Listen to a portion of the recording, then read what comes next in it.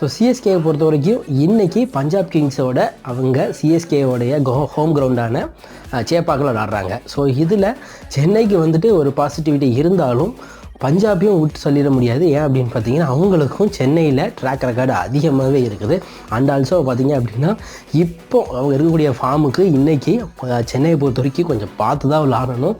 Because அவங்களுக்கு opening ரொம்ப இப்போ செட் ஆகிடுச்சு. அண்ட் ஆல்சோ அந்த எண்டு ஃபினிஷர்ஸ் வந்து பார்த்திங்கன்னா செம்மையாக இருக்காங்க. சஷாங்க் சிங்கு, ஆஷுதோஷ் இவங்கெல்லாம் வந்துட்டு பார்த்திங்கன்னா மேட்சை வின் பண்ணுறாங்க. அதுலேயும் சஷாங்க் சிங்கோட இருக்கக்கூடிய ஃபார்மெல்லாம் பார்த்திங்கன்னா இன்றைக்கி சென்னை கொஞ்சம் நல்லாவே பவுலிங் போட்டு ஆகணும்.